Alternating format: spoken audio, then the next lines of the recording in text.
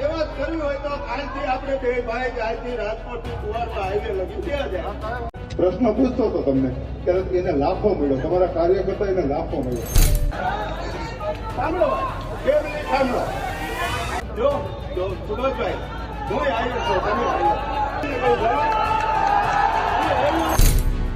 તો ભાઈ આવી સરકારમાં આપણે ઘંટી કરાય નહીં. આ વાત મને છે બધા બોલતી પૂછે વર ચડતો હોય તો પૂછો સીઆર પાટીલ ને જો પાછા આવવા દે તો કેજો મને. એટલે અમને પૂછો એમાં કઈ તો મહાનતા નથી.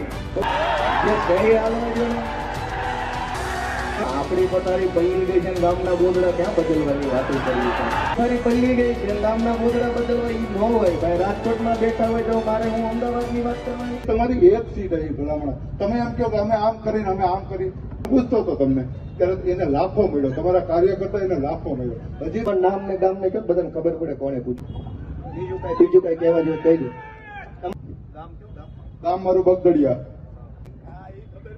ભાઈ મારું નામ કાંદલભાઈ ઉર્ફે સુભાષ આયર. ગામની સેવા જ કરું. હું નાના માણસની સેવા જ કરું. તાલુકો કોટ અથાંગાણી, જિલ્લો રાજકોટ. હું સેવા જ કરું. ઠીક ઠીક. તો કમાણીમાં શું છે? નકરી સેવા કરો, કમાણી કાંઈ છે? સુભાષભાઈ સેવા જ કરવી હોય તો કાલથી આપણે બે ભાઈ આજથી રાજકોટથી કુવારપા હાઈવે લગી ગયા જાય. સાંભળો સુભાષભાઈ સેવા જ કરવી હોય ને આપણે. સાંભળો કેમ નહીં સાંભળો. જો સુભાષભાઈ હું આવ્યો છું, તમે આવ્યો. કુવારવાની બાજુનું ખાતરા ગામ મારું. હું કાલ તમારી સાથે મારું ગામ કુવારવાની બાજુનું છે બિચારી. પોલીસનો હું વાત નથી દેતો. હજી 3 દિવસ તો હું કાયમ કુવારવા જોઉં છું. ટ્રાફિક પોલીસ સરકારની નિયમને કહું આવી સરકારમાં આપણે ઘંટી કરાય નહીં. આ વાત મને છે પોતા પોકાતી. હું ભાજપનો, હું કેશુ બાપાના નજીકનો માણ હતો. કેશુ બાપાનો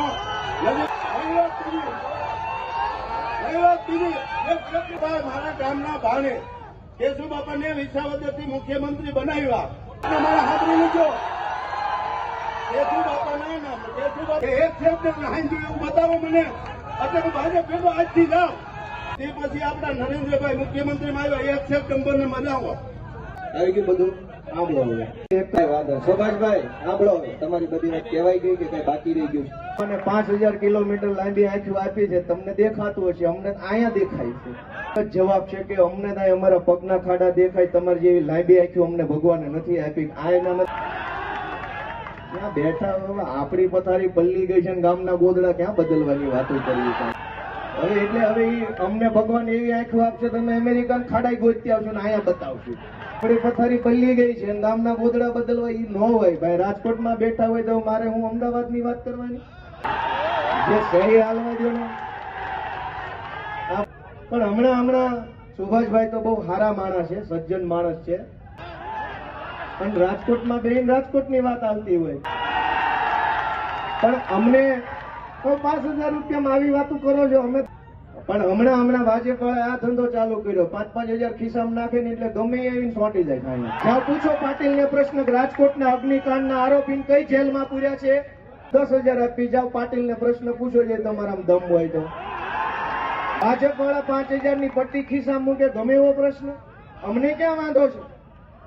પૂછો પાટીલ ને પ્રશ્ન. 10,000 રૂપિયા હું હામાં આપું. આ આખા રાજકોટની અંદર ડ્રગ્સ વેચાય છે, પણ આપું 10,000 રૂપિયા. પૂછો સંઘવીને પ્રશ્ન, ગંભીરા ઉપરથી બ્રિજની નીચે તૂટીને જે મરી ગયા ને કઈ સહાય આપી તમે? ગોપાલ ઇટાલિયાને પ્રશ્ન પૂછવાથી ગુજરાતની જનતાનું ભલું થતું હોય. બેફામ યુવાનોનું જીવન બરબાદ થાય. લો હું 10,000 રૂપિયા ખિસ્સામાં નાખું. પૂછો જાઓ ભાજપ વાળાનો પ્રશ્ન. જ્યાં પૂછવાનો છે ત્યાં પૂછો મારા વાલા. એટલે અમને પૂછો એમાં કઈ બહુ મહાનતા નથી. તો હું આખો મહિનો અહીંયા બેસી જવા તૈયાર છું. બધા આવીને મને પૂછી જાઓ. પૂછે વળ ચડતો હોય તો પૂછો સીઆર પાટીલ ને જો પાછા આવવા દે તો કેજો મને. અમને પ્રશ્ન પૂછો એમાં મહાનતા નથી. સંઘર્ષ કરીને અહીંયા પહોંચ્યા. અમે ગામના ગળા કાપીને અહીંયા નથી પહોંચ્યા. અમે તો સીધા માણસો છીએ, ભોળા માણસો છીએ, ગામડાના માણસો છીએ, નાના માણસો છીએ. અમે કોઈની જમીનો ઉપર પચાવી નથી લીધી. અમે ડ્રગ્સ વેચીને અહીંયા નથી આવ્યા. અમે દારૂ વેચીને અહીંયા નથી આવ્યા. અમે ભૂમાફિયાઓની જેમ જમીનો ઉપર કબજા કરીને અહીંયા નથી આવ્યા. અમે બાળકોના શિક્ષણ માફિયાઓ જેવું કામ કરીને અમે અહીંયા નથી આવ્યા. જનતા માટે સંઘર્ષ સહન કર્યો, તેથી જનતાએ આશીર્વાદ આપીને મને અહીંયા બેસાડ્યો છે. મારી ઉપર 30 જેટલી એફઆઈઆર છે, 15 જિલ્લાની જેલમાં રહ્યો.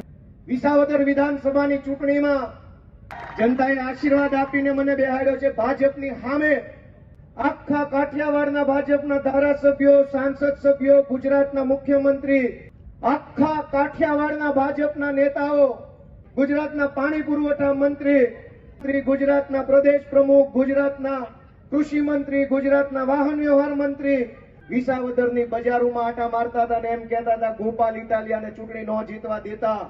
એમ આખા ગુજરાતના ભાજપના 400 જેટલા મોટા મોટા નેતાઓ, ખેડૂતોએ ખેડૂતના દીકરાને આશીર્વાદ આપ્યો, ત્યારે હું અહીંયા આવીને ઉભો રહીને બોલી શકું એમ છું. છતાંય એ 400 નેતાઓનું અભિમાન તોડીને એ બધું આપણને કેમ પોહાય છે? એક નાની એવી ગાડી આપણી જગ્યાએ પડી રહે તો આપણાથી સહન ન થાય. રાજકોટ શહેરની અંદર કચરાના ઢગલા, પાણી આવે નહીં, ખાડાવાળા રોડ, સુવિધા કેવી છે, બધું જ આપણે કેમ સહન કરી લઈએ છીએ? મારે તમને બધાને પ્રશ્ન પૂછવાનો. રોડ કેવા છે, કચરો કેવો છે, કે અહીં બેઠેલા બધાય માણસોએ, મેં પણ. દોસ્તો, તમે એક વાતનો વિચાર કરો. ભાજપને મત આપવાની શરૂઆત આપણે બધાએ આજથી 20 વર્ષ પહેલા કરી હતી. જીવનમાં ભાજપને અનેક વખત મત આપેલા છે, આપણે બધાએ આપ્યા. એક વાત તમારા મેમરીમાંથી બહાર કાઢો. લગભગ લોકોએ 20 વર્ષ પહેલાથી ભાજપનું બટન દબાવવાનું ચાલુ કર્યું. એ ભાજપના નેતા ને એના છોકરા ક્યાં પહોંચ્યા અને 20 વર્ષમાં તમે ક્યાં પહોંચ્યા, એટલું તો વિચારો. કે આજથી 20 વર્ષ પહેલા તમે જે ભાજપના નેતાને પહેલી વાર મત આપ્યો હતો, ભાજપ આવે કે ભાજપનો બાપ આવે, ગોપાલભાઈ ઇટાલિયા બીતા નથી, કોઈ નથી. અમને અમારી માએ હવાચેર ઊંટ ખાઈને જણ્યા છે. એ વાતમાં કોઈ દમ નથી. ભાજપને એમ હતું કે દાબ દબાણ, દંડો, પોલીસ, જેલની બીક બતાવીને ગુજરાતને ચૂપ કરાવી દેશું. ભાજપની સરકારમાં એ દમ નથી કે અમારો અવાજ દબાવી શકે, અમારું ગળું દબાવી શકે.